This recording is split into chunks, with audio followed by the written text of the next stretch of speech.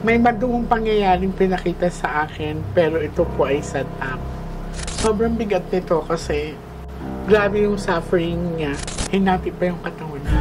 Ganong kalala ang ginawa sa kanya. Grabe. It's a trap.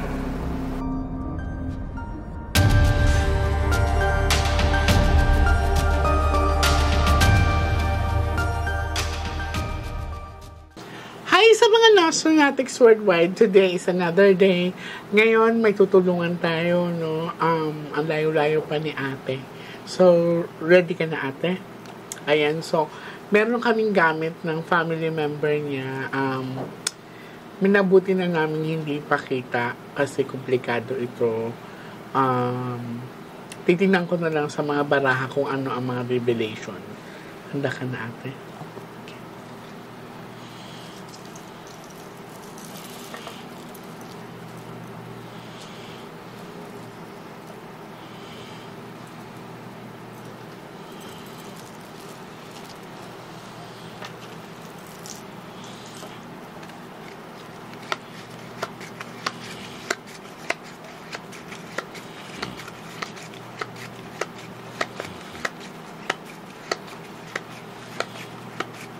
Okay, now I want you to focus. I want you to pick one card. Thank you. So, ikaw ito.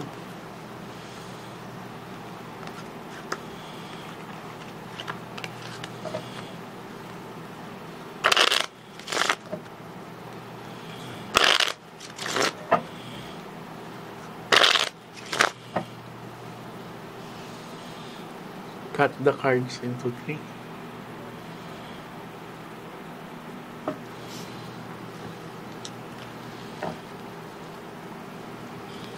Kuha po kayo ngayon ng 7 cards of total. Lagay nyo po dito.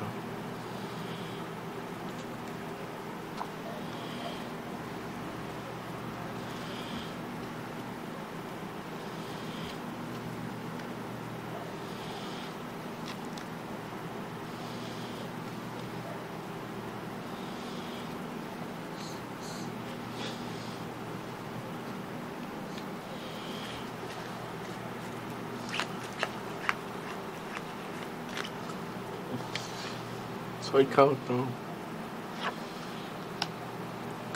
Pag may king dito, ate, siya na yan, ha? Hanggang sa last 12 mo. Okay. Handa ka na ba? Puro iting.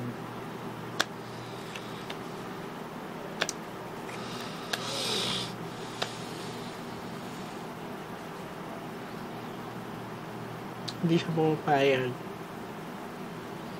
We shuffle the cards together. Ayaw ka na niya masaktan. May king dito. Sa pinakita sa akin ng mga baraha ay nandito ang Ace of Heart. Ang gumawa sa partner mo ay hindi iba, ibig sabihin kakilala niya. Nagtiwala siya. Ito ay set up, ate.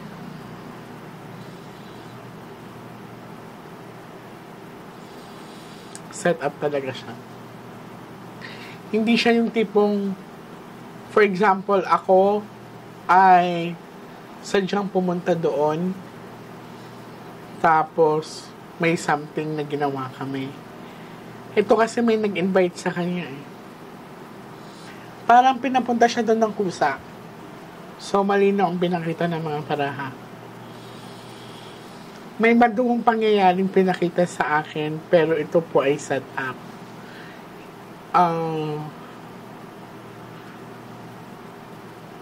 Mahirap tingnan mabuti kasi hinati pa yung katawan niya.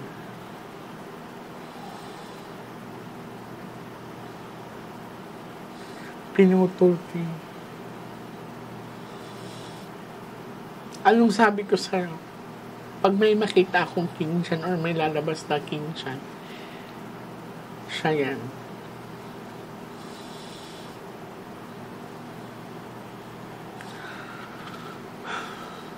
Sobrang bigat nito kasi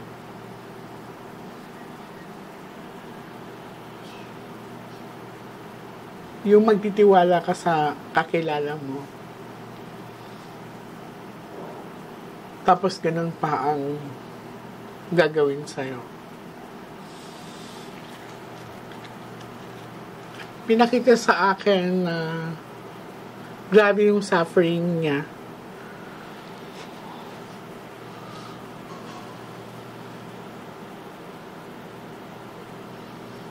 Na ginawa pang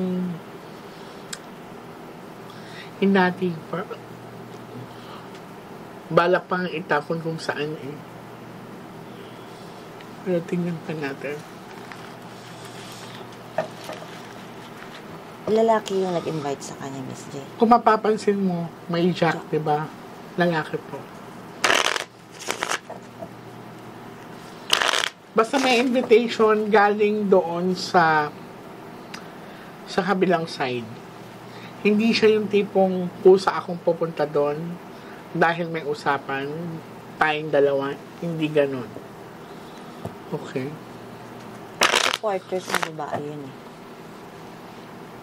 Set up kasi yun, So, maaaring ang nagsabi sa kanya or nag-chat, hindi yung babae. Naintindihan mo ang sinabi ng baraha. Kaya nga set up. Cut the cards into three.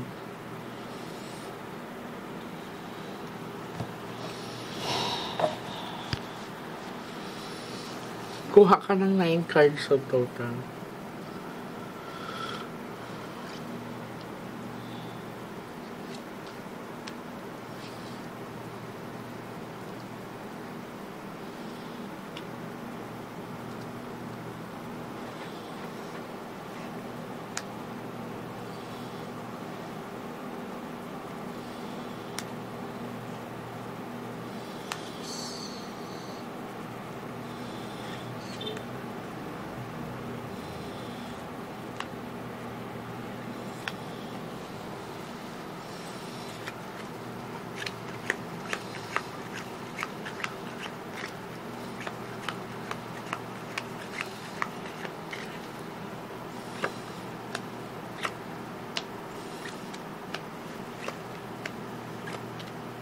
Ayun siya. Nagre-response siya. Twice na lumabas. Diba? Ayaw niya. Ayaw niya. We shuffle it together. Natrap siya sa loob. Ang ibig sabihin kasi nito, imposibleng ang babae walang tinatawag na sugat or yung tinatawag na wala man lang galos, pero yung asawa mo ay ganong kalala ang ginawa sa kanya. So, pinagplanuhan ko mabuti. Hindi lang isang tao ang gumawa nito. Okay. Ang pinakita sa akin ay talagang karumalduman na pangyayari na papalabasin na it was like caught in the act na may nangyari sa loob ng kwarto, pero hindi. Sobrang malinaw na pinakita sa akin, it's a trap. Baka in-invite siya doon, pinatulog siya doon, pinag-stay, habang tulog yung partner mo, tsaka ginawa. Kasi kung gising yan, ate, manlalaban yung partner mo eh. Wala siyang kalaban-laban. Wala siyang kalaban-laban. Wala siyang kalaban-laban. Parang umiyak na yung langit pa.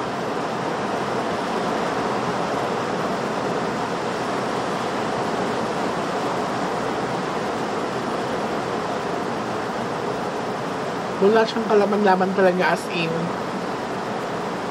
Kasi may kaalaman ang asawa mo sa pakikipaglaban. Wala siyang dalang, wala siyang pumbay. Kahit wala siyang dalang baril or whatsoever, kaya niya ipagtanggol ang sarili niya. May training yan. Pero tingnan, caught off guard siya.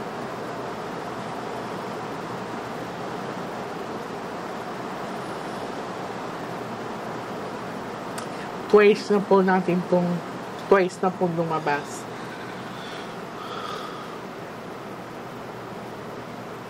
Maling mabagal ang kaso dahil kabaro. Ate. Okay. Pero kung sasabihin na na may something, siguro selos andito. Pero yung tinatawag na cut off, talagang caught in act talaga sila na doing something. Maaaring in-invite siya, nakatulog, pinatulog doon.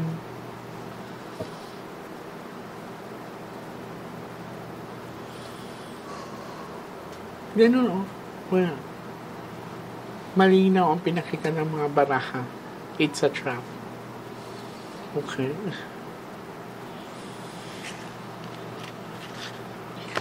Pero nakakulong na ba yung dalawa ngayon? Wala po. Paano? Bakit pinakawalan? Hindi naman po pinakawalan. Nasa lang, parang custody. Ganun pa rin yun. Kaya nga yung Miss J. Hindi pa ba sapat na ebidensya yun na sila na ang gumawa? Umamin na silang gumawa. Na mag-asawa. Bakit? Nakakustudiya lang. Yun din nga po ang inaano namin kasi ang tagal na po. Ilang buwan na po.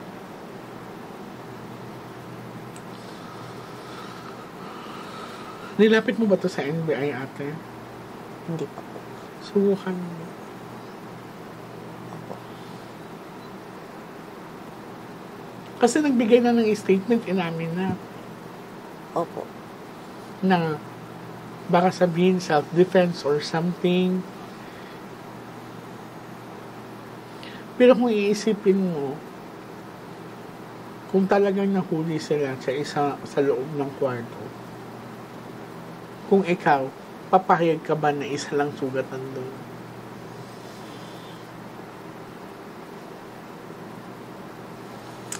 Nawa ko sa has ng... Parang Miss J, sa quarters talaga siya pinatay. Oo. Sa loob talaga. Sa loob. Yun nga ang pinakita dito. In-invite siya. May part ba yung babae doon? May cooperation ba siya? Titignan natin kasi wala pang queen dito. Kasi ang sabi ng baraha, hindi lang daw isang taong gumawa eh.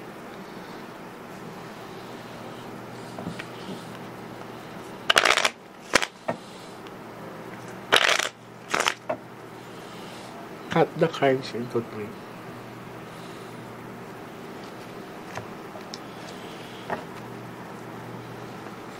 Kuha ka ng last 12 cards of total. So, habang patay na siya, ibinyahe pa yata yung katawan niya. Opo. Ano to? Sinilid sa jam, sa sako, or something? Plastic ata po. Grabe.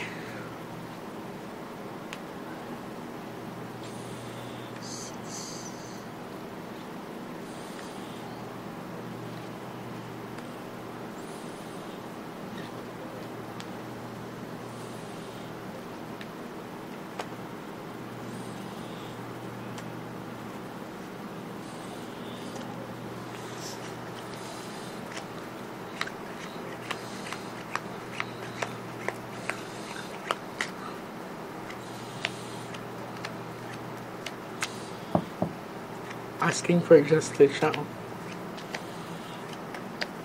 Hindi makatarungan ang ginawa sa kanya. Hindi talaga makatarungan. We shuffle the cards together. Wala akong option to pick the cards. Hindi ko naman sinabi, ate, dito ka kumuha kasi nandito ang mga signs. Yung kinisya pa rin yan. Yes. Tapos po. 3 beses na ito lumabas yung heart. Yes po. Last time lumabas din to nung before. Asking for justice, hindi siya tahimik.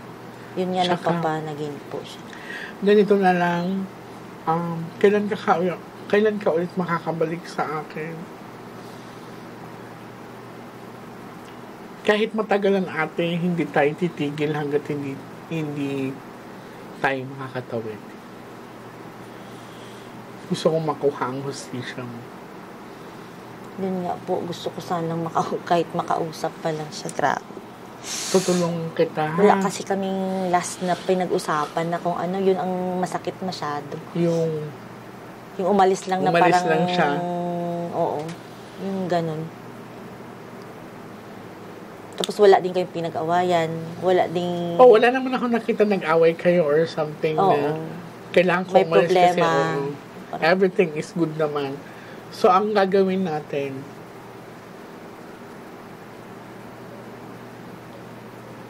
antayin pa rin kita sa pagbabalik mo. At patuloy tayong magpapaalam hanggang sa pumayag siya na makausap mo siya. Yun po, ang gusto ko sana, makausap siya. Willing akong tulungan ka, ate. Nakita mo naman ang sinabi ng baraha. Lalo ngayon na pinakita sa akin na hindi katanggap-tanggap ang pagkamatay niya. Opo. Paano yun, te? Paano yan? Anong hinati sa kanya? Lahat po. Ulo. As in, chinap-chap siya. Opo.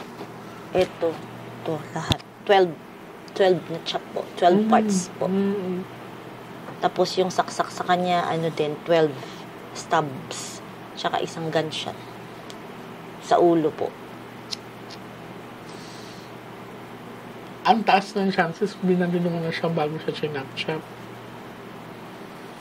Yun din nga po, ang yung Miss J, natatanong ko kung ano yung mas nauna. Kasi kahit yung Soko, hindi alam kung ano yung nauna kung baril o saksak. Kasi, ang sabi ng Soko, wala siyang kalaban-laban. Wala talaga siyang kalaban-laban. Sinabi naman din dito So, ibig sabi ng Soko, nauna yung baril pag wala siyang kalaban-laban. So, hindi niya naramdaman yung 12 na stab wounds. Exactly. Pero yung tanong naman ng Soko, ng mga abogado, bakit daw, ano pa yung use na i-stab siya ng 12? Kasi, na siya, head gunshot na siya. Parang, na talaga siya, fatal na yun. Oo, kasi wala galit sa kanya. Sobrang selos galit.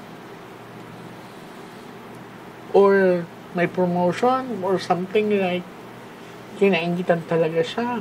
Una dyan is selos. Pero isipin mo, sinabi ko na sa'yo, walang kalaban-laban ang partner mo sa pagkamatay niya.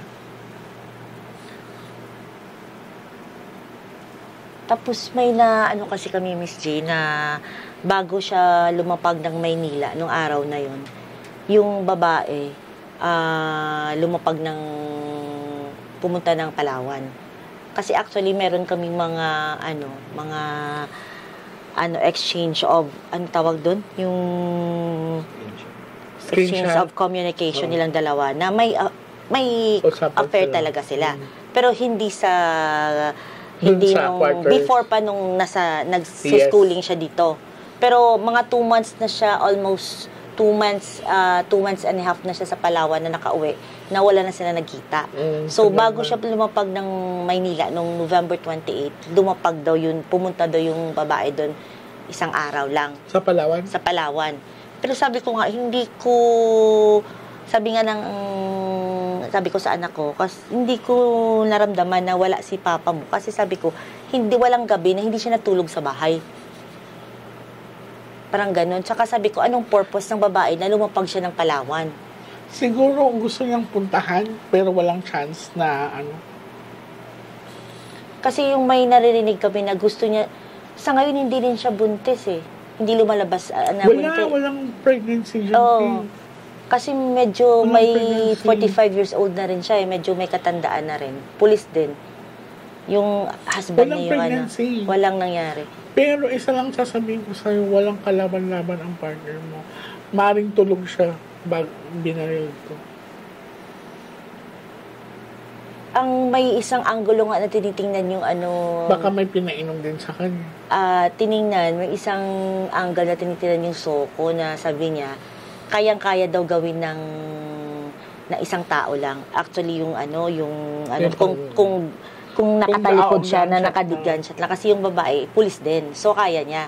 So, sabi ng mga attorney tsaka Soko, nagko-conference na sabi niya, baka babae lang din gumawa kasi galit siya kasi ayaw, parang hindi na matutuloy kung whatever No, nila. Malabo eh. Malabo kasi kung kami ni Kuya may affair kami. Opo. Hindi ko kayang gawin muna sa kanya yan. Hindi ko kayang gawin sa kanya kasi may feelings ako sa kanya. Yun nga din ang iniisip ko. Bakit lumapag siya ng Palawan? Hindi man lang niya... Knowing na alam ng babae na may partner siya. Oo, diba? Na hindi niya malang inabisuhan. Alam naman niya na conflict tayong dalawa. Oo. Both of us are may pamilya. Una pa lang, alam natin ang sitwasyon natin. So, bakit kita papatayin ng ganon? Kasi, not unless kung ang pagpapakilala ng partner mo is binata siya. Hindi. Kasi namamonitor namin sa ano. Alam nung babae Opo. na may partner siya. So, hindi ako naniniwalang babaeng gumawa nun. At saka, ito nga, kahit walang dalang baril ang asawa mo, pulis yun eh. May alam yun sa tinatawag ng mga self-defense eh. Opo. Yun din nga, nagtataka nga ako, sabi ko, ba't hindi talaga siya ng laban? Kasi sabi ng Soko, wala daw kalaban-laban. Talaga, sabi ko sa'yo, talaga siya, maring tulog yun, o kaya groggy. Imposibleng kasi kung ako, pulis ako, may kasanayan ako, ang tagal na natatrabaho ng partner mo. Pero kasi, Ma'am J, yung quarters na yun, sa mag-asawa yun. Pero, yung, parang ayaw ko maniwala na yung nagme-message sa kanya is yung guy. Oo, yung nagme-message sa kanya, yung lalaki na, kasi baka yung cellphone ng babae, nasa lalaki na, sa husband na. Pero, nung pumasok siya sa room, sa quarters na yun, sabi ko, hindi papasok si papa mo kung yung lalaki, yung bubukas. Yung babae talaga ginamit niya na magbukas para pumasok. Nandoon kasi ang dalawa eh. Oo, papasok talaga siya kasi yung babae yung bumukas sa kanya. Siguro nagkaroon ng confrontation yung dalawa. Yan. Nga sabi ko, baka pagpasok niya, nandun na sa loob agad yung lalaki, naka-prepare. Naka-prepare. Kaya, talaga walang kamalay. Di ba parang lumalabas din sa Soko na parang may binigay na something na drink na last time Ma'am J, Miss J, parang may lumabas sa atin last time. Parang may binigay sa kanya na something. It's either water or something to drink. Baka meron doon kasi parang ganun, parang hindi talaga yan kumbaga ang ginawa ang krimen sa partner mo, maling wala siyang malay or yung tinatawag na tulog siya. Kasi talagang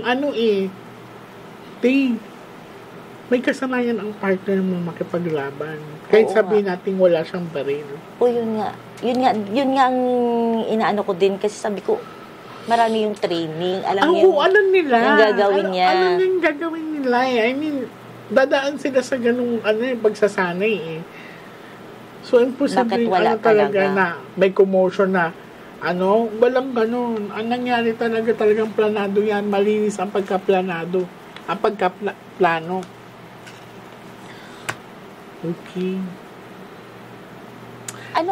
Kaya yung purpose ng babae na pumunta doon, Miss J, sa Palawan? Para to confirm na kung tuloy pa rin yung relasyon nila? Yes. Or... Baka ang nangyari kasi doon, kumukontak yung girl, hindi nasasagot ng partner mo. Yung last contact nila nakita namin sa call. November 22? November 22. Tapos kailan pumunta ang babae? Siguro during na 22 in between 20 to 28 kasi 28 pumunta ng Maynila ang husband ko. So 22 to 28 yung nakita ko lang doon dito na lang parang ganun, dito na lang boss, parang ganun. Walang nang conversation na umano. Kaya nga sabi ko baka lumapag siya ng Palawan to make sure kung ano pa yung sitwasyon ng relasyon kasi parang hindi niya ma-assess masyado kung sa phone lang kasi parang baka nagkaganon-ganon yes, na. correct. Yung parang gusto na bumitaw. Kasi, nung umalis siya, sabi ko, pupunta ka sa ibang babae mo, tapos naka-wedding ring ka, nasuot niya na monitor namin sa CCTV. Pero parang kakaiba mo to. Ang hindi ko maintindihan, bakit custody lang ang ginawa? Kasi wala pang hindi pa nasampa yung kaso, 'di ba? Tapos pinapatibay pa daw sabi nila yung naguluhan na murder na case. Hindi kayo nagsampa ng kaso? Hindi, meron kaming attorney, tapos may procedure ata, yun yung parang may hearing, tapos yung evidence pinapatibay. Bakit pag ordinaryong tao kulong agad? Hindi diba? ko alam kung ano niya. Ate, pag ordinaryong tao yun, wala na. Yun nga, kulong ka kaagad. Kasi nga, parang, yun nga, may nga kami nasagip, natatakot nga kami kasi may nasagip kaming balita na malakas daw masyado. Oo, siyempre naka-uniform yan May kapit yan. Oo, yung ganun. Kaya nga, yun din yung inaano namin na... Baka nga inutusan din yun Isa pa yun. Kunwari, di ba, ito, let us say, magkasama kami nito. Yan siya ay matagal na merong inggit sa akin. Di ba? Tapos, magkakilala sila na open na may something. Tapusin mo na yan. Yun nga yung inaano namin. Yung parang magtingin kasi ako, parang nagsang-ayon siya sa lalaki na parang teamwork siya. Kasi sabi ko, nung pumunta siya ng Palawan, hindi naman niya kasaba yung nakita nga sila. Pero hindi naman kasaba niya yung husband niya. So, pwedeng sabihin na huwag kang pumunta dun muna kasi delikado. Exactly. Hindi niya ginawa Yun ang naiinisan ko Yung babae, sabi ko, she has all the time and na siya yung magsisave sana. Kasi, naging kayo Kaya nga imposible ang babae din ang gumawa ng... Pero may cooperation. Meron yun. Kasi, sa pagplano pa lang na papuntahin. Baka na-convert yung love niya sa galit. Kasi, yun nga, parang hindi na masyado ganun ka, Parang, nanlalamig na yung partner. Parang siguro, syempre, tapos na yung schooling, hindi na si araw-araw nakita, parang ganun. Yung back to normal parang na. Malabo pa yun kasi kung hindi pa ganoon sila katagal, kung bago-bago pa yun, mainit pa yan di ba? Andun pa yung sabik kayo sa isa't isa So, hindi agad mag-fade yan ate. Ang talaga yan is baka nagkaroon ng confrontation yung other side, tapos yun pinapili yung babae. O meron din ganun na may confrontation daw, may negotiation munang nangyari nung pumasok siya tapos nagpili yung sinong may isang mawawala ngayong gabi daw, yung pinili doon. Nung umamin sila, ang sabi ng lalaki, nilapagan niya pa daw ng yung husband ko ng baril. Tapos pinapili yung wife niya kung sino pipiliin may mawawala ngayong gabi. Yun ang sa pag-amin. Tapos sabi daw kinuha daw ng babae yung baril na nilapag ng kanyang husband. Tsaka daw doon daw niya binaril yung husband ko. Kasi yung choice niya, yung husband niya. Ewan ko kung totoo. Malabo. Iba ang yun din basta nga, merong pinapili, pero yung tinatawag na kunwari kaming dalawa, di ba? Opo. Pinapili namin siya. Opo. Ako ang pinili niya. Opo. Anong isa na yan, nakaluhod yung partner mo, binaril ng babae? Hindi ganun ang trajectory na nakikita ko. Hindi, sa likod nga, dito... Kaya nga, so... Hindi harapan dapat kung pinapili siya. Front dapat. Oo nga, yun nga ang kaya hindi ako magbabayin doon na pinapili niya kami, kaharap kami dalawa, pinapili ka. Pero baka may tao pa na iba sa likod Kasi parang may mga tauhan siya siguro. Basta hindi lang isang gumawa. Hindi. Ang naawa lang ako sa partner mo kasi talagang wala siyang kalaban-laban. malinaw nang pinakita sa akin, maring tulog yan or groggy. O, una talaga yung baril. Nung naambaril. Kasi pag saksak, pwede pa siyang yes, pwede maggalaw-galaw. pa. Hindi pa yan. Pag sasaksakin ka, hindi naman agad, hindi agad hitan yun. Yun nga ko eh. He is trained to defend yung sarili niya. Any tactics kaya niya yan. Kahit simpleng, alam niya paano sanay sa labanan niyan, di ba? So, well, anyway, sa ate, andito pa rin ako. Balik ka lang sa akin. Opo. Okay? In Jesus' name.